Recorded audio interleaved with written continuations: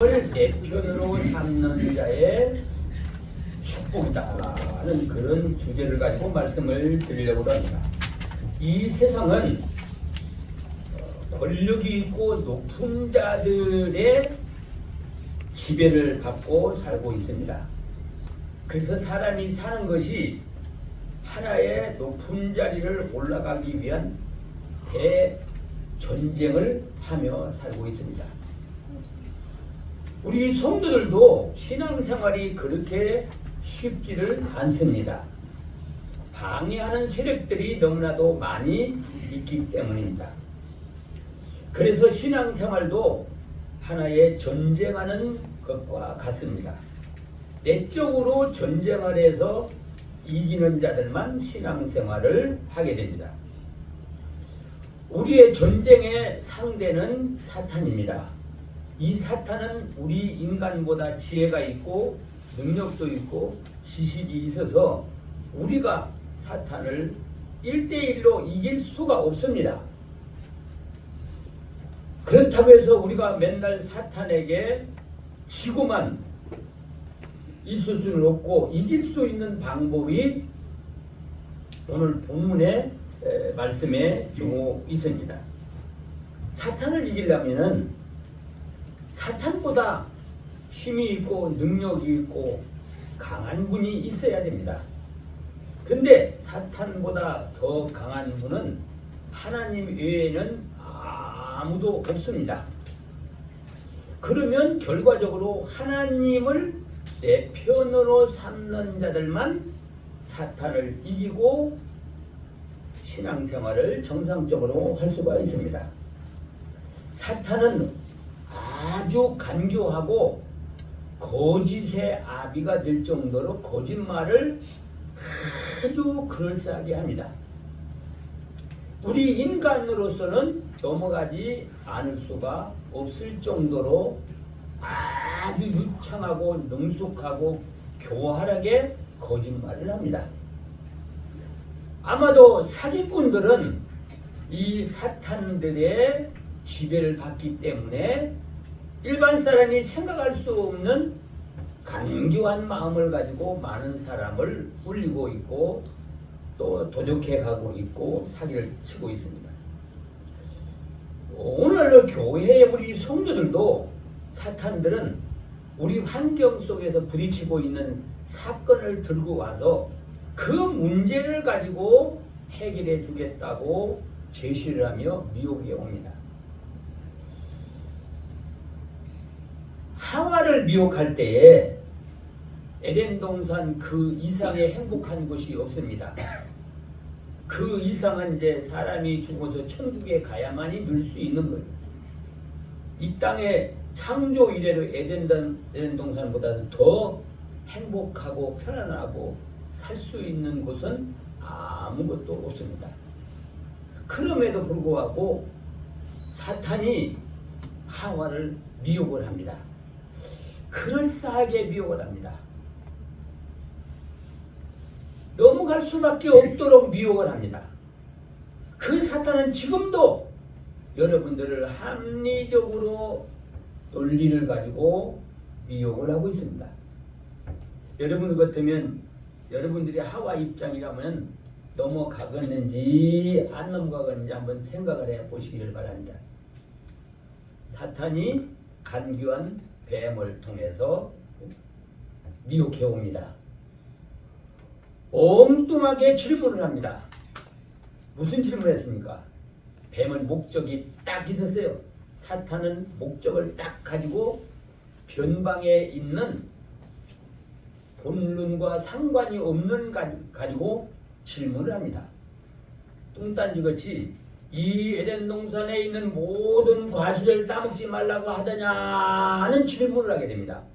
그러면 하와는 대답할 수밖에 없는 거죠. 아니요. 다 임으로 따먹는데 에덴 동산 중앙에 있는 과일나무는 따먹지 말라고 했습니다. 따먹이면 죽을 수도 있다고 했습니다. 그러니까 이 사탄이 뭐라고 말하냐 그러니까 왜 하나님이 이걸 따먹지 말라고 한 줄 아느냐 하고 물어본다. 모릅니다. 그 중앙에 있는 선악과는 하나님만이 따먹는 과일인데 네가 따먹으면 하나님처럼 네가 높아질까 봐서 못 따먹게 한다. 만약에 네가 따먹으면 너가 하나님처럼 되면은 하나님이 너희들을 부려먹지 못하잖아. 그러니까 못 따먹게 한 거야 하고 사탄이 얘기를 합니다. 가만히 듣고 보니까 하나님만 따먹는 건데 우리를 못 따먹게 한다? 왜 못 따먹게 하냐니까 그걸 따먹으면 우리도 하나님처럼 될까 봐서 못 따먹게 한다. 근데 맞네 그게. 그렇지 않으면 왜 우리를 못 따먹게 하겠느냐 이거예요. 왜 하나님만 따먹고 우리는 왜 못 따먹게 하느냐 이거예요. 이렇게 접근해 봅니다. 그러니까 하와가 그 말을 듣고 난 다음에 그걸 보니까 먹음직하고 보암직하고 탐스럽게 생겨서 침이 꿀꺽꿀꺽 넘어가도록 먹고 싶은 거예요. 먹으면은 금방 하나님이 될 것 같은 거예요. 그러니까 선악과에 있는 나무로 가까이 갔더니 한편으로는 죽는다고 그랬는데 또 뱀은 사탄은 하나님처럼 된다고 그랬는데 어느 말이 맞는 거야? 그러니까 사탄이다. 결코 너는 죽지 않는다. 그럼 하나님이 거짓말했단 말이냐? 거기까지 생각도 안 가요. 안 죽는다는 말에 선악과를 딱 따먹었어요. 따먹는 순간에 두려움이 시작합니다. 마음속에 무서움이 오기 시작하는 거예요. 누가 무섭냐 그러니까 하나님이 무서운 거예요. 하나님이 그래서 된다고 그랬는데 하나님이 무섭고 두려워 벌벌벌벌 떨고 있는 거예요. 그래서 아담한테 얼른 가가지고 그거를 주면서 이 사탄에게 거짓말하는 거 배웠잖아요. 그럴싸하게 배웠잖아요. 배워가지고서 나가 선악과를 따먹었는데 죽는다더니 안 죽지 않느냐. 당신도 먹으라고 딱 갖다 줬어요. 그러네. 안 죽었네. 따먹으면 금방 죽을 줄 알았는데 안 죽었네. 서슴지 않고 하와가 주는 선악과를 따먹었어요. 그러니까 아담도 두렵고 무서워가지고 큰일 난 거예요. 하나님이 금방이라도 자기를 죽일 것만 같아요. 그래서 숨었다고 그랬어요. 무화과나무 뒤에 숨었다고 그랬어요. 하나님이 찾았습니다. 아담아 네가 어디가 있느냐. 네가 하나님이 또 먹지 말라는 선악과를 따먹고 아내가 먹고 나한테 줘서 먹어가지고 두려워서 무서워서 지금 숨었나이다 하고 얘기를 합니다. 결과적으로는 하나님께서 에덴 동산에서 추방을 당하게 만들었어요. 그럴싸한 거짓말로 미혹을 한다. 여러분들이 사기 당해본 일이 있습니까? 저는 군대 갔다 와서 신학교를 가려고 그러는데 집에서 협력을 안 해줘가지고 못 가게 됐는데 딱 혜성처럼 나타나는 사람이 있어요. 외삼촌이 목사님인데 그래서 난 신학교로 가려고 집을 뛰쳐나와가지고 대전에 와서 임시로 있는데 외삼촌이 서울에 왔다가 대전에 내려와서 저 있는 데를 찾아온 거예요. 그래가지고 야 너한테요 네가 신학교 갈 수 있는 좋은 길이 있더라. 그래 그 장로님을 만났는데 너무 조건이 좋더라. 그래서 포도원을 하는 장로님이 있는데 거기 가면 집도 주고 생활비도 주고 야간에 신학교를 다닐 수 있도록 또 다 해준다. 그러니 얼마나 좋냐 이거예요. 다 돈도 대주고 그러니. 그러니까 예삼촌이 넘어간 거예요. 그 사람한테. 왜 넘어갔냐 그러니까 서울에 교육자 집회가 있어가지고 거기 왔는데 옆에 사람이 통성 기도하는 막 눈물을 흘리면서 막 기도를 하더라는 거예요. 야, 이 사람 진짜 목사인가 보다. 눈물 흘리며 회개하고 기도하는 목사들이 별로 없거든. 목회자들 수련회 이렇게 보면은. 근데 옆에 사람이 그런단 말이에요. 끝나고서 이제 인사를 하는 거예요. 아, 목사님 어디서 오셨습니까? 하고 이제 인사를 하는데 자, 목사가 아니고 장로입니다. 대구에서 에덴 농원이라는 큰 농원을 하는데 거기에 일하다가 서울로 올라갔다고 그랬는데 그 사람을 다시 찾으러 왔는데 지금 못 찾고 있습니다.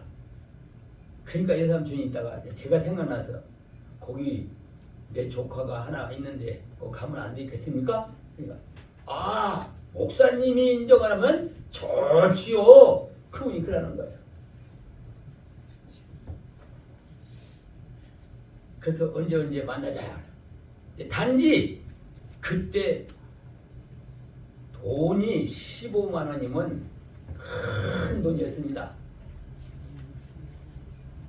근데 보증금으로 15만 원을 돈을 내야 된다는 거예요. 거기 들어가는데. 그러니까 돈이 어디서 있어 15만 원이. 15만 원이 돈이 없으니까 외삼촌이 시골에 우리 집으로 간 거예요. 우리 집으로 갔더니 어머니가 갯돈을 15만 원짜리를 딱 어저께 타는 거야. 그러면서 이제 외삼촌이 어머니한테 내가 서울에 가서 이렇게 갔는데 이게 좋은 사람을 만났는데 신학교 갈 수 있고 거기는 뭐 부부가 살 수 있도록 집도 주고 그런다 그러니 이제 나를 그쪽으로 보내라. 근데 돈이 없는데 집에서 돈을 내가 달라고 하면 돈을 안 주니까 외삼촌이 가가지고 돈을 달라고 하니까 준 거야. 내가 달라면 안 주지 이제. 그래갖고 대구에 가면 뭐 동대구역 옆에로 가면 청포도 과자점이 있는 제과점이 있는데 거기서 만나자. 그 돈을 가지고 만나자. 그래가지고 거기를 갔잖아요. 갔는데 그게 사기꾼이었어요. 2층에 식당으로 딱 올라가니까 그분이 어떻게 어려운데 돈 준비됐어요? 예, 돈 준비됐습니다. 근데 나보고 이제 그 주라고 하더라고. 돈을 주더니 딱 세보더니 항공봉투에다가 딱 넣더니 딱 붙여버리더라고 이제. 그 가방에 넣더라고. 그러더니만은 식사가 들어와서 먹으려고 그러는데 이 사람이 뭐라고 하냐면 이 돈을 본인이 직접 갖다 주는 게 좋겠네요. 그 이제 사장님한테. 그러고서 그 가방에서 항공봉투를 내가지고 다시 나한테 주는 거예요. 거기까지만 해도 몰랐어요 우리는. 그게 돈을 10,000원짜리로 15만 원 봉투니까 두툼하잖아요. 10,000원짜리가 1,000원짜리로. 그때 또는 1,000원에서 10,000원이 아주 귀했어요 그때는. 그때 79년도인가 그렇게 되니까. 근데 그 1,000원짜리 150장이니까 두툼해. 근데 가방에서 그 아까 붙여 넣었던 항공봉투를 딱 내주는 거예요. 근데 예삼촌은 그때 약간 눈치를 챘대요 이제. 그 돈을 주는데 그 돈은 딱 한 번부터 붙였으니까 현장에서 뜯어보지도 못하잖아요. 금방 넣었다가 이제 금방 주니까. 그리고 식사하면서 내려오면서 요쪽으로 돌아가면은 거기 극장 있고 극장 옆에 에덴 양목점이라는데 거기다가 유니폼을 맞춰놨대요. 그 농장들이 이런 유니폼을 만들어 거기다 맞춰놨으니까 가서 찾아오라고 그러더라고. 찾아오라고 그래서 이제 갖고 그러면 외삼촌하고 둘이 남았잖아요. 그 돈은 좀 외삼촌이 가지고 있는 거고. 그래가지고 나는 이 사람이 뭐 시험을 하려고 그러는가. 그래서 이제 극장이 있어요. 극장이니까 옆에 보니까 양복점이 없어요. 아무리 찾아봐도 그 주위에 양복점이 없다는 거야. 그러자 소나비가 막 갑자기 막 폭우가 오는 거니까 찾다 말고 이제 비 피하고 있다가 비가 조금 그치더라고. 그래가지고 찾아도 없으니까 다시 그쪽으로 가려고 그러니까 외삼촌이 막 헐벌떡 막 오더라고. 오고서 막 야 우리 사기당했어요.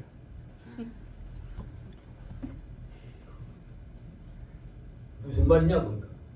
그 돈이 신문지 짤가지고 쓴 가짜 돈 흉태였어요. 그럼 어떻게 알았냐? 자기가 그 옆에 가게에다가 바가리 코트를 놓고 왔는데 제가 그거 찾아오겠습니다. 잠깐 기다리세요. 근데 이 사람이 간 사이에 복귀했던 어떤 그 한국 코트를 꺼내보니까 신문지야. 정신이 그러다 보니까 그 사람은 어디 이리 갔는데 보니까 그 사람이 어디 갔는지 없어요. 여러분들 보세요. 얼마나 간교하게 딱딱 타임이 맞잖아요. 너무나 잘 맞는 거예요. 이게 타임이. 여러분들도 육신의 어떤 목적을 가지고 하려고 할 때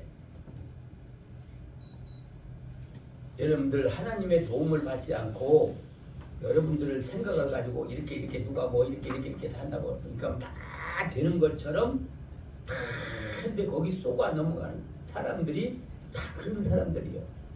다 쏘가 넘어갑니다. 이 사탄들이 사람의 마음을 그렇게 요리를 하고 있는 거예요.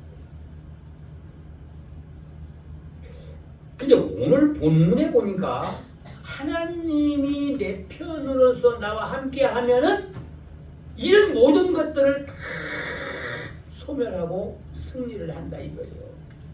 그 하나님을 내 편으로만 삼으라는 거죠. 그럼 뭐 내 편으로 삼으려고 하면 어떻게 하면 내 편으로 삼느냐? 1절 2절에 있는 말씀을 보면은 하나님 앞에 감사하는 사람의 하나님은 내 편이 되신다. 여러분들이 사람 친하려고 하면 뭐라 그래요? 어떻게 해야 돼요? 자주 만나야 되죠. 만나고 서로가 주고받는 것이 있어야 돼요. 근데 받기만 하면 친구가 못 되져요.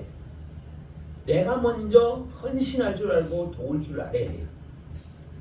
그러면 거기에 대한 응답으로 나도 뭔가 또 이렇게 투자가 돼야 된다는 거예요. 자기 받기만 하고 있으면은 친구가 못 되는 거예요. 그럼 하나님은 우리에게 감사할 수 있는 여건을 다 줬습니다. 두 가지 여건을 보는데 첫째는 뭐냐 그러면 일생 동안 감사하며 살 수밖에 없는 그런 길을 하나님께서 그런 일을 다 만들어 놨어요. 그것이 바로 우리를 예수님을 통해서 지옥에서 천국 가게 하는 구원을 해주신 거예요. 예수님을 보내줌으로 말미암아 그 예수님을 내 죄를 위해 담당하고 나는 그를 믿음으로 말미암아 이제 지옥 갈 사람이 천국 가게 된 거예요. 그럼 이 천국 가게 되었다고 하는 것을 몇 번 감사해도 끝난 것이 아니라 영원토록 지옥에서 고통당할 사람이 영원토록 하나님과 함께 사는 천국에 갈 수 있도록 우리에게 구원을 해주시고 믿음을 줬다는 것에 대해서는 내 생명이 살아있는 동안은 늘 감사하며 살아야 된다, 그 말입니다. 아멘. 감사거리 주고 감사하며 살으라는 거예요. 그 은혜를 보답할 수는 없어요. 우리가 기본적으로 영혼을 구원해 줬기 때문에 감사하라는 것이고, 두 번째는 뭐냐 그러면 구원받은 우리가 지금 사탄과 더불어 싸워서 이겨야만이 신앙생활을 하는데, 구원의 길을 걸어가는데 이길 수가 없잖아요. 앞서 말했듯이 사탄은 인간보다도 비교할 수 없는 간교하고 지혜가 있고 지식도 있기 때문에 사탄을 이길 수가 없어요. 그런데 하나님께서는 예수님의 제자들에게 그랬어요. 너 힘으로서는 이 사탄의 세력을 이기지 못해서 아무 일도 못한다 이거예요. 그러니 성령이 내가 보내줄 테니까 성령이 임할 때까지 너는 너희들 밖에 나갈 생각하지 말아라. 그러면서 3년 동안을 합숙훈련 받은 제자들에게 당부를 한 거예요. 배운 지식 가지고요, 사탄하고는 상대할 수가 없어요.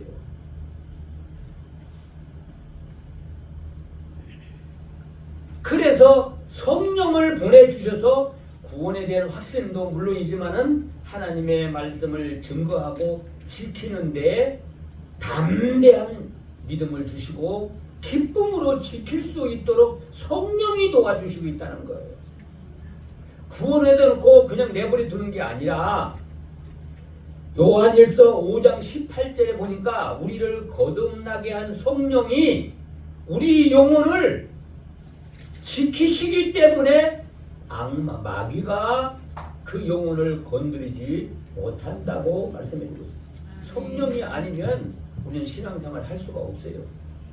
성령이 지켜주기 때문에 우리는 신앙생활을 하고, 육신이 살아가는 것도 우리 믿는 성도들이 성령의 도움을 받아야만이 성공을 할 수가 있어요. 여러분들이 소원도 이룰 수가 있어요. 성령의 도움이 없으면 안 된다. 그러면 성령이 도와주려고 하니까 성령 어떤 사람 도와줍니까? 함께합니까? 감사하는 사람들. 먼저 받은 은혜를 깨달아야 되고 그 은혜에 대한 감사하는 믿음을 갖고 사는 사람에게 하나님이 함께 해준다는 거예요. 뭐 감사할 것이 없다고 생각하는 사람은 감사할 수가 없을 것입니다. 감사할 것이 없어서가 아니라 깨닫지를 못하는 거예요. 믿음이 어리기 때문에. 여러분들 2살, 3살 먹은 어린 아이들이 부모의 은혜를 생각하고 감사합니까? 감사할 만한 머리털만큼도 없어요. 배고프면 울고 아프면 울고 다 보면 다오다오 하는, 성경에 보면 그런 사람을 더 거물이 같은 사람, 거물에는 내보내는 거고 그냥 무조건 달라고만 하는 거예요. 믿음이 어린 사람, 깨닫지 못하는 사람, 이런 사람들은 감사를 할 수가 없어요. 감사할 마음이 없는 걸 어떻게 합니까? 그래도 어떤 지식적 일이라도 배워가지고 감사하라니까 그래도 뭐 감사해야지 하고 하는 사람들도 있습니다. 체면에 의해서 하는 사람들도 있습니다. 능동적으로 정말로 받은 은혜를 생각할 때 이것을 무엇으로 은혜를 보답할까 선한 고민을 하며 감사하는 사람, 이런 사람들은 하나님이 함께한다. 그 사람들 편이 돼가지고 앞으로 무슨 일을 하든지 하나님이 도와주신다는 거예요. 그럼 감사할 일이 있어서 감사하는 것이 어려운 거 없잖아요. 그래서 여러분들 범사의 감사 생활을 통해서 하나님을 내 편으로 삼는 여러분들이 되시기를 바랍니다. 아멘. 그리고 두 번째는 하나님을 경외하는 자를 하나님은 그 사람 편이 된다. 하나님을 무시해버리는 사람은 하나님이 그 사람 편이 안 돼요. 그럼 하나님도 무시를 당하잖아요. 하나님을 경외하는 사람. 그러면 경외한다는 것은 무엇을 의미하느냐? 인간들의 생사화복을 주관하고 있다는 하나님에 대한 믿음입니다.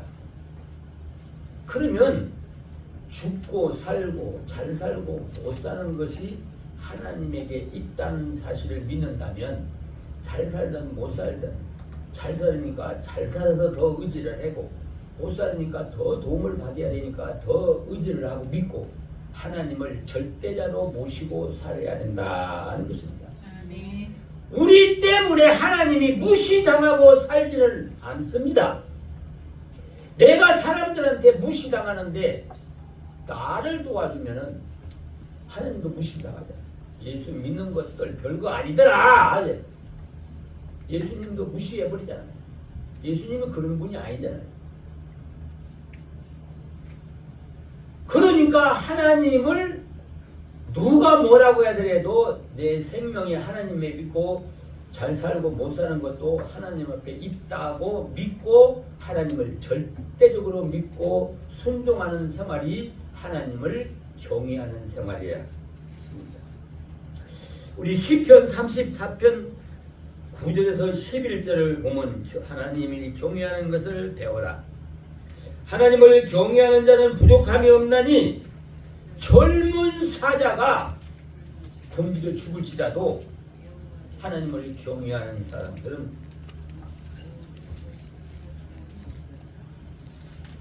줄이지 않는다. 여호와를 찾는 자는 좋은 것에 부족함이 없도록 해주겠다고 말씀하고 있습니다.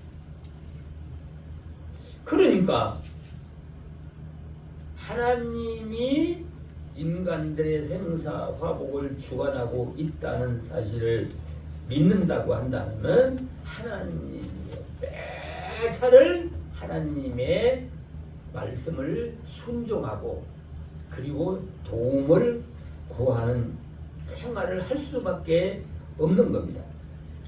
하나님을 제1로 믿고 섬길 때에 하나님은 이런 자들의 편이 되어주시고 인도해 주셔서 하는 일마다 부족함이 없도록 채워주신다고 말씀해 주시고 있습니다. 우리 여러분들이 하나님의 말씀을 배워서 알고 있습니다. 근데 알면서도 순종을 못하는 건 힘이 없기 때문에 그래요. 사탄을 이겨야 되는데 우리 마음속에 잠재해 있는 욕심을 붙들고 있는 그 사탄을 이길 힘이 없으니까 끌려다니는 거예요. 이리 끌려다니고 저리 끌려다니고. 하나님을 경외하는 사람들은 하나님 외에 다른 것을 따라가지 않고 하나님을 따라가고 하나님의 말씀을 믿고 순종하는 사람, 이런 사람들은 하나님이 함께해서 형통한 길로 살아가도록 인도해 주신다고 하는 말씀입니다. 우리 사랑하는 성도 여러분, 어차피 하나님이 인간의 생사화복을 주관하는 걸 믿지 않습니까? 그렇다면은 어떤 일이 있든지 간에 하나님을 통해서 도움을 받아가지고 일을 해서 실패 없는 성공의 삶을 살아가는 우리 여러분들이 되시기를 바랍니다. 그리고 세 번째는 어떤 사람이 내 편이 되시냐? 기도하는 사람이 편이 된다. 기도하는 사람은 사람이 기도를 왜 하느냐 하는데 필요성에 의해서 기도를 합니다. 나에게 이것이 필요한데 난 할 수는 없어. 그러니까 하나님 앞에 기도하는 거예요. 필요성을 느끼지 않는 사람은 기도하지 않습니다. 하나님의 도움을 요청하지 않습니다. 하나님의 말씀을 모르는 사람은 내가 지킬 되는데도 불구하고 모르니까 지킬 생각이 없는 거예요. 그런 마음이 없는 거예요. 그러니까 기도할 필요성이 없어요. 여러분들 이 세상에 육신이 살아가는 것도 뚜렷한 목적을 가지고 마음이 어떤 목적을 정해놓고 요거를 내가 꼭 해야 된다고 하고 거기에 전심을 기울이고 투자하고 노력하는 사람은 세상적으로도 성공할 수가 있어요. 근데 필요성을 못 느끼는 사람은 그저 주면 먹고 생기면 먹고 뭐 웃으면 굶고 모자라면 건너뛰고 하지 뭐 근데 살면 되지 뭐 이렇게 사는 사람은 성공이라는 것이 없어요. 맨날 그렇게 살아요. 어떤 사람이 그렇더라. 친구로 사귈 때 만나기만 하면 돈 빌려다니는 사람은 친구로 삼지 말라고. 그런 사람 치고 돈 빌려주는데 돈 갚을 사람이 없대요. 남에게 도울 생각 안 하고 그냥 만나기만 하면 야, 돈 얼마 꽂아라. 요새 죽겠다. 야. 그럼 없다 그러면 조금만 꽂아. 100만 원만 꽂아. 안 된다 그러면 50만 원 꽂아. 꽂았어. 그 다음에 또 만나니까 또 야 내가 지금 급한 일 있는데 또 돈 500만 원만 꽂아. 만나기만 하면 돈을 꿔달라는 거야. 금방 갚는다는 거야. 그런 데는 돈 갚은 사람이 없어. 꼭 필요로 하고 갚을 목적과 계획이 있어가지고 하는 사람들도 개중에는 있지만은 습관적으로 남의 돈 가지고 살아가는 사람은 자기가 벌려고 노력을 안 하고 남의 거 얻어가지고 생활하려고 한다. 그런 사람은 희망이 없어요. 그리고 기도 안 하는 사람은 하나님의 도움을 받는데 희망이 없어요. 아니 달라고 해도 누가 그저 허락허락 주는 사람이 누가 있어요 이 세상에. 하나님 외에는 우리 문제를 해결할 사람도 없고 그냥 또 이렇게 원하는 만큼 주는 분도 없어요.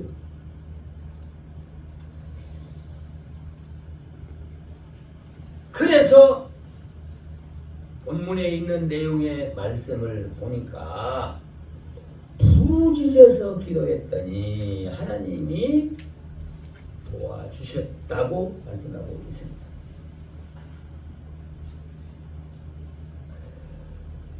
여호와께 피함이 사람을 신뢰함보다 나으며 여호와께 피함이 방백을 신뢰함보다 낫도다고 그랬습니다. 5절에 있는 말씀을 다 같이 한번 읽어보세요. 내가 고통 중에 여호와께 부르짖었더니 여호와께서 응답하시고 나를 안전한 곳에 세우셨다. 내가 감당할 수 없을 때 하나님 앞에 기도하라고 준 거예요. 그런 거 기도하라고 준 거예요. 그럼 감당할 수 없는 거를 왜 줬습니까? 기도하서 그걸 기적적으로 이적적으로 하나님이 도와주신다는 거예요. 그러니까 기도하는 사람은 응답의 기쁨을 누리고 사는 거예요. 응답의 축복을 누리고 사는 거예요. 내가 실력이 없으면 하나님이 기적과 능력을 통해서 채워주시고 또 다른 사람을 보내서 또 채워주신다는 것입니다. 아멘. 여러분들이 잘 아는 사렙다 과부를 보세요. 지금 몇 끼를 굶고 있어요. 가루, 한우금, 아들하고 자기하고 오자지간에 이제 마지막으로 이걸 빵을 만들어서 먹고 죽으려고 나무를 주워가지고 왔대요. 그런데 엘리야가 그 성에 하나님이 보냄을 받아가지고 가니까 그 여자를 성문에 딱 들어가는데 만나서 여자를 불러가지고 내가 목이 마르니 물 좀 달라. 지금 감으로 가지고 물이 어디에 있어요. 물이 양식보다도 귀한데 근데 이 여자가 또 물을 가지러 가요 또.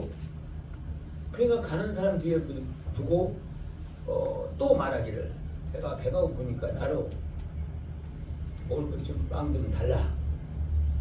그러니까 그 여자가 또 하는 말이 내가 하나님을 두고 맹세하는데 나에게는 가루 한 움큼밖에 없다. 지금 나무를 주워가는데 아들하고 요 가루 한 움큼을 가지고 빵을 만들어서 먹고 죽으려고 마지막으로 지금 나무를 주워가지고 한 길이다. 그러니까 엘리야가 뭐라고 말? 그래 그렇구나. 나로 그 빵을 먼저 먹게 하고 그 다음에 가서 너도 빵을 만들어 먹어라. 그렇게 엘리야가 얘기해. 아니 가루 한 움큼을 가서 이걸 혼자 먹어도 뭐 간이 기별도 안 하는 걸 또 엘리야를 먹게 주고 또 그리고 자기네를 먹으라고 하면 웃기는 일 아니에요. 그 믿음을 보려고 그러는 거예요. 그런데 이 여자는 있는 거를 하루 빵을 하나 만들어 가지고 엘리야한테 다 줬어요. 그러니까 엘리야가 뭐라고 그래요? 가서 너도 가서 빵을 만들어 먹어라. 다 가루단지 다 그거 가지고 해온 겁니다. 그래도 가봐. 가면 있을 거야. 가봐. 아니 다 끌고 다 해 먹었습니다. 가보라고. 한참 실갱이라서 여자가 가서 보니까 가루단지에 가루가 또 있는 거예요. 그 그놈을 걸러서 아들하고 둘이 먹고 났는데 가루단지에 보니까 또 있는 거야. 또 먹어요. 그런 생활을 아마도 1년 반 이상을 그 가루통에 한 움큼밖에 없는 그 가루를 가지고 흉년 가운데 3년 동안 비가 안 와서 흉년을 갔는데 농산물이 하나도 이제 거두 수확을 할 수가 없기 때문에 굶어 죽는 사람이 많은데 살았다 과부는 흉년 동안에 굶지 않고 거기 있는 걸 먹고 비가 와서 농사 질 때까지 가루통에 가루가 먹으면 또 나오고 먹으면 또 나오고. 이 무슨 말이냐 그러면 이 과부는 정말로 믿음으로 하나님께 모든 걸 맡기고 사는 사람이었습니다. 그러니까 하나님이 누구를 보냈어요? 엘리야를 보내서 먹여 살리잖아요. 우리가 못하면 할 수 없는 것은 사람을 다른 사람 보내서 문제 해결해 준다고 말입니다. 근데 달라고 해야 되는데 기도를 안 해요. 어려움을 당하면서도 기도를 안 한다는 말이에요.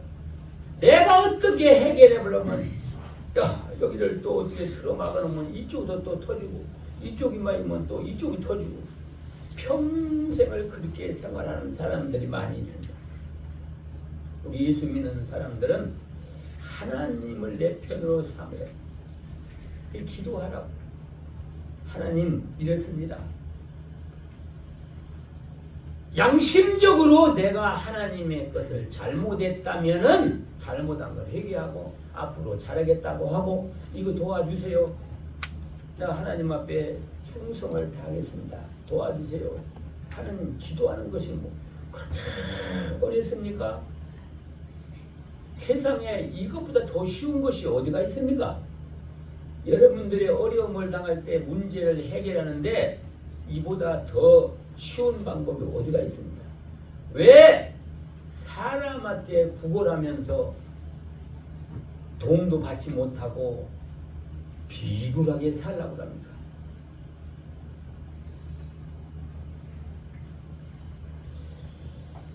하나님께 기도를 통해서 여러분들의 문제를 하나님이 해결해주는 또 하나님이 내 편에 대해서 그 문제를 해결해주는 놀라운 하나님의 역사를 여러분들이 만들어 나가는 축복을 받는 여러분들이 되시기를 바랍니다. 아멘. 이 여호와를 내 편으로 삼는 자들의 축복이 뭐냐? 이것은 다윗이 경험한 거예요. 다윗이 경험한 거를 지금 여기에 기록하고 있는 것입니다. 여호와를 내 편으로 삼는 자는 어떤 복을 받느냐? 첫째는 두려움이 없는 생활을 하게 해준다. 두려움이라는 것은 약자와 패자들의 산물입니다. 하나님을 내 편으로 삼는 자는 사탄 앞에서 강자가 되고 승리자가 되기 때문에 두려움보다 기쁨이 더 있다는 거예요.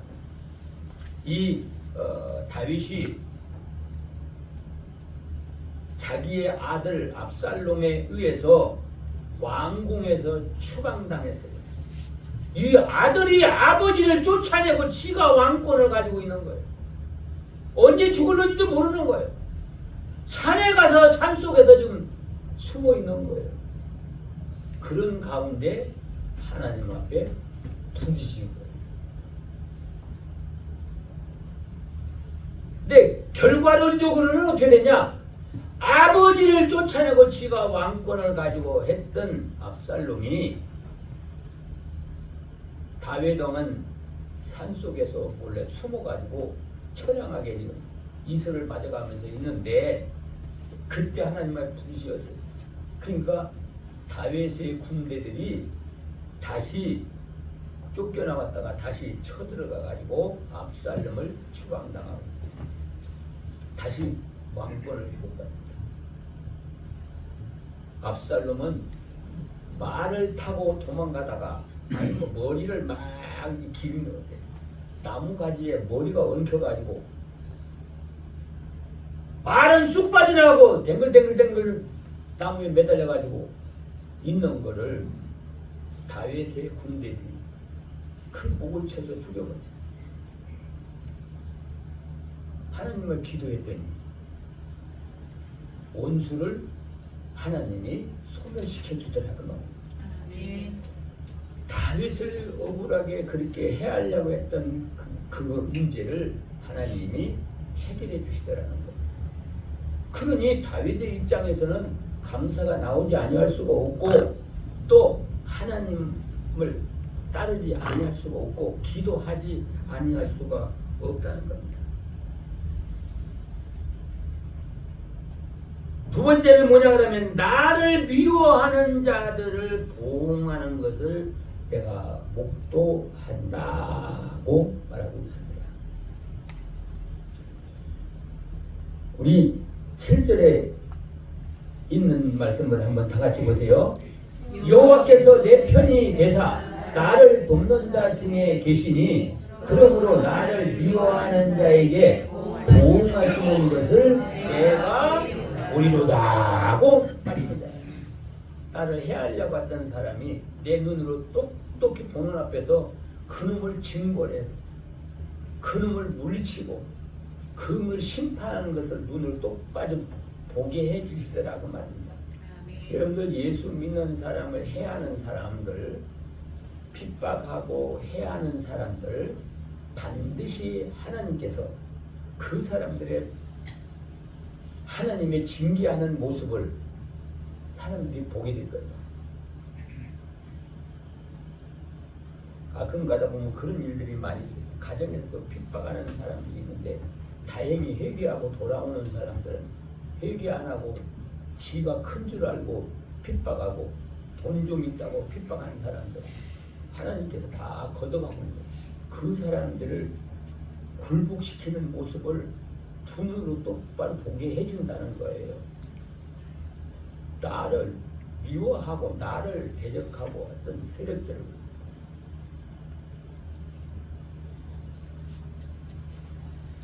그 적군들은 나보다 얼마나 많고 강한 세력들이다. 마귀는 숫자도 헤아릴 수가 없을 만큼 많아요. 그러니까 어떤 방법이든지 간에 그 사건마다 마귀를 이놈이 가고 저놈이 가고 다 숫자가 많으니까 그때로는 막 둘러싸가지고 벌떼처럼 코너에 몰아놓고 고통을 줄 때도 있다는 거예요. 그런데 보세요. 오늘 본문에 있는 내용 말씀을 보면 이제 두 가지를 들 수가 있어요. 가시던 불에 불같이 소멸시킨다 그 사람들. 그리고 벌떼처럼 달라들었지만 그들을 다 소멸시켜준다. 나보다도 10배나 100배나 나은 사람이라도 하나님이 한 번 손을 대면은 그 사람들을 다 멸절시킨다는 거예요. 그것을 우리 눈으로 보게 해주겠다는 겁니다. 자, 11절 한번 다 같이 보세요. 11절 12절. 저희가 나를 에워싸고 에워쌌으니 내가 여호와의 이름으로 저를 끊으리로다. 저희가 벌과 같이 나를 에워쌌으나 가시던 불에 불같이 내가 여호와의 이름으로 저희를 끊으리로다. 여러분들이 되게 어려움을 당할 때는 하여튼 벌떼가 여기저기서 쏘고 달라드는 것처럼 그런 때이지만은 우리나라 속담일 때 실타래 엉킨 것처럼 복잡하게 사건이 뒤엉켰다. 실타래 엉켜놓으면은 이거 풀기가 어려워요. 사건이 한 사건이 일어나기 시작하면 이 사건을 풀려고 하면 이 사건이 생기고 이 사건을 하려면 또 이 사건이 생기고 그러니까 막 복잡해가지고 잠 못 자고 막 그러는 거지. 그 벌떼들이 갔는데 어떤 놈을 상대를 해야 돼요? 벌떼가 막 달라드는데 어떤 놈을 상대를 해서 잡아야 되겠어? 잡을 수가 없어 이게. 사건이 무슨 한두 가지야지 이게 앞뒤로 좌우로 몸으로 경제적으로 자녀들로 통해 가지고 식구들로 통해 가지고 복잡하게 막 벌떼처럼 나를 괴롭게 만드는데 이런 것들을 하나님이 가시던 불에 불같이 쏘냅니다. 가시던 불은요 불쏘시개 요만히 있으면 가시가 있어가지고 가시는 불이 그냥 이렇게 가시가 날카로운 그 뾰족하니까 생나무도 아주 잘 타요. 그리고 벌떼를 물치는데 어떻게 물쳐요? 벌떼를 잡으면 어떻게 해야 요 기름 손방맹이라 불을 해야 돼요. 불을 하면 이 벌떼가 달라들었다면 어떻게 돼요? 날개가 타가지고 다 떨어져 죽는 거예요. 그러니까 이 벌떼들이 불을 가지고 있으면은 철없는 것들이나 거기 달라들다가 다 죽지. 노련한 벌은 머리 유명하지 절대 오지를 않아요. 그러니까 여러분들도 벌떼가 달라드는 것처럼 여러 가지 복잡하고 어려운 사건이 있는데 하나님이 내 편이 돼서 그 문제를 해결할 때는 가시던 불을 불로 태우듯이 벌떼를 불로 소멸하듯이 하나님이 그렇게 소멸해 준다는 거예요. 그 소멸해 주는 것을 너희 눈으로 똑똑히 보게 해 준다는 겁니다. 얼마나 멋있는 생활입니다. 물론 여러분들이 많이 경험한 크고 작은 일들을 많이 경험도 물론 했을 것입니다. 기도하는 사람, 하나님을 경외하는 사람은 이런 것들을 많이 경험을 하게 됩니다. 신앙생활이 그런 경험을 통해서 하나님의 능력을 경험을 통해서 더욱더 믿음이 자라가는 겁니다. 사랑하는 우리 성도 여러분들은 문제 없이 살아갈 수는 없어요. 문제는 항상 주위에 일어날 수 있는 조건들을 사탄들이 다 준비해 놓고 있어요. 근데 하나님을 경외하는 사람, 하나님께 감사하는 사람, 또 하나님께 기도하는 사람들은 이 벌떼 같은 사탄들이 침범을 못하는 거예요. 가까이 와서 내 마음을 상하게 하지 못하는 거예요. 근심 걱정 될 때까지 내버려두지 않는 거예요. 그러면 이 세상은 강자가 지배를 하는 거예요. 하나님보다 더 강한 사람이 없기 때문에 하나님이 내 편 되면 이 세상의 모든 것을 어떤 어려움이 오든지 간에 다 이기고 나간다는 거예요. 내 힘으로 안 되는 것은 하나님이 직접 역사를 하든지 다른 사람을 보내서 하든지 하나님이 처리를 해준다는 거예요. 그러니 하나님을 내 편으로 모시고 사는 사람은 근심 걱정이 없어요. 사건이 오면 오히려 여기 사건을 통해서 내가 하나님의 능력을 경험하고 축복을 체험하게 되니까 오히려 환난이 올 때마다 더욱더 하나님 앞에 기도하고 더 하나님을 의뢰를 해서 어디께 기적을 통해서 그런 문제를 해결해요.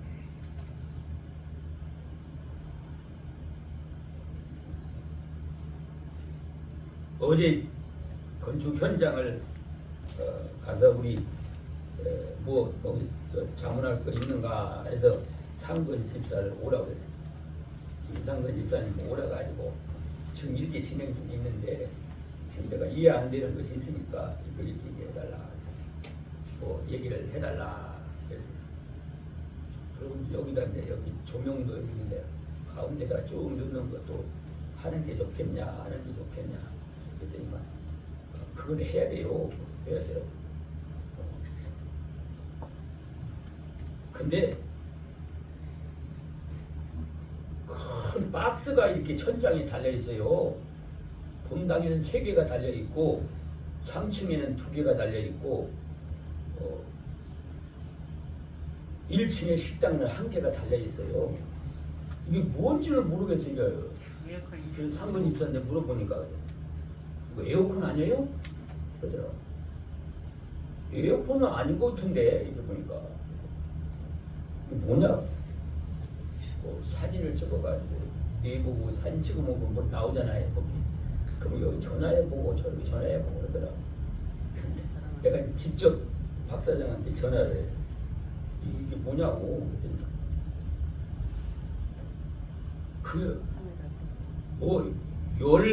열 교환 환풍기라나 뭐라나 하여튼 처음 들어보는 일이에요. 그게 뭐냐 그러니까 여기서 환풍을 해야 되는데 여기 있는 바깥 공기를 저쪽으로 막 불어내잖아요. 내면 안에 있는 열기가 밖으로 나가니까 이 실내가 춥다는 거예요. 여름에는 또 냉방으로 해놨는데 환풍기를 불어내버리면은 또 이제 냉방이 다 식어져 버린다는 거예요. 이제 그거를 조종을 하는 기계라는 거예요. 뜨거운 거는 안 나가고 밖에 다른 공기만 나오게 들어오게 해가 그걸 조절한다는 거예요.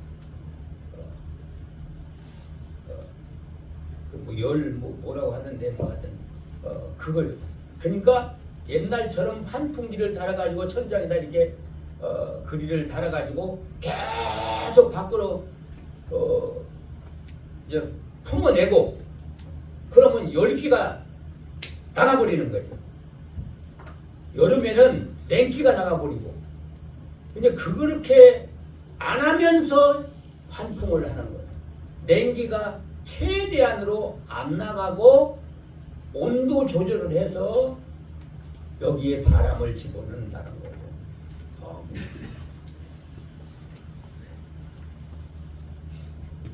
아마 김상근 집사님은 이제 그러니까 그런 걸 경험을 안 해본 것 같아요. 그런 걸 설계를 안 해본 것 같아요. 에어컨 아니에요? 자꾸 우리가 사진을 찍어가지고. 그래서 이제 여러 번 설계 변경을 지금 해가지고 김상근 집사님이 그러는 거예요. 건축사에서는 잘못나들이 설계 변경할 때만 돈이 팍팍 올라간다는 거예요. 건축비도 올라가지, 돈도 올라가지, 그러니까 대개가 이제 건축하는 사람들은 잘 모르니까 또 목사님들은 막 원하는 데 해주니까 원하는 대로 해주는 게 아니라 설계비가 몇 번 변경되니까 몇 천만 원이 싹 올라가 버린 거예요. 근데 원하는 데 했더니까 평수가 좁아드는 거예요. 이제 원하는 대로 해달라는데 해주니까. 그러니까 돈을 또 깎아달라고 이제 또 목사님들은 떼를 쓴다는 거예요. 떼를 쓰는 게 아니라 지금 이 사람들은 설계비인 거 3번, 4번이나 해가지고서 했기 때문에 건축비도 더 들어가고 설계비도 더 들어가니까 몇 천만 원 올라가니까 오히려 반대로 몇 천만 원을 깎아줘요. 평수가 줄어드니까 깎아달란다 이거야. 이렇게 해가지고 싸움이 벌어지고 문제가 벌어진다는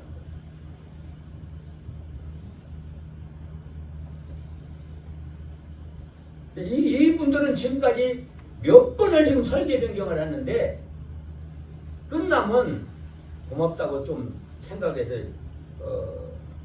주의가 되겠지만은 이 사람들은 뭐 신경 쓰지 말라고 우리가 알아서 하겠다고 그렇게 하는 거예요. 4층을 이렇게 확장을 하려고 그러면 그것도 또 돈이 인건비가 많이 들어가니까 또 돈이 들어가야 되니까. 그러니까 이제 설계사가 이제 건축업자한테 안에다 할 거 밖에다 하는데 뭐 더 추가로 돈을 하냐. 그러니까 또 그냥 또 넘어가는 거예요. 그렇게 해주고 여러 번을 이렇게 창문도 이렇게 다 막 막아놨어. 그래. 이 창문 여기 왜 문다고 틀 거라고 이제 이게 하면서 하는데 좋은 사람 만나서 어쨌든지 간에 교회 편에서 원하는 것을 잘 이렇게 해주고 인테리어를 먼저 건축비에는 인테리어가 포함이 안 되는 건데 인테리어까지 다 인테리어를 암만 적게 든다고 해도 한 1억 이상이 들어야 되는데 지금 이 건축비에 인테리어까지 다 해주는 걸로 다 했단 말이에요. 우리가 원하는 대로 다 해주는 걸로. 건축업자들이 하면 이런 것을 이렇게 안 해줍니다. 그냥 평으로 이렇게 텍스트로 딱 치고 말지 이런 조명 같은 것들 이런 것들 전혀 안 해주거든요. 앞으로는 우리 새로 입장에는 요 가운데다가 간접 조명이 딱 여기서 저쪽까지 끝에까지 다 들어가도록 그거 하려고 하면 공사가 꽤 큰 거예요. 그게 이제.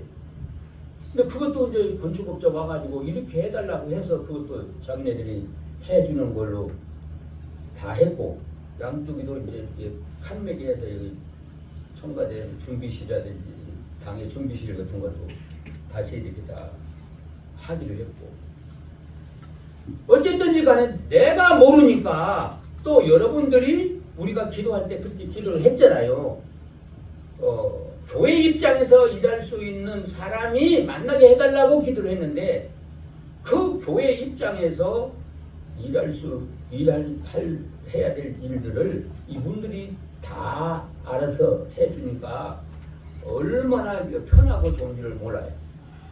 우리 가정의 일이든 개인의 일이든 정말로 하나님을 내 편으로 모시고 살면은 내가 계획하고 생각하는 것보다도 훨씬 더 기적과 이적을 통해서 하나님이 함께해서 하는 일마다 성공하고 어떤 어려움이 오더라도 하나님이 다 처리해 주시고 특별히 우리를 괴롭게 하고 해롭게 하고 핍박을 했던 사람들은 그들을 소멸해서 오히려 우리에게 와서 사죄를 하게 만들어준다는 겁니다. 우리 사랑하는 성도 여러분들은 큰 하나님의 축복을 받을 수 있는 길이 고속도로처럼 열려 있는 것입니다.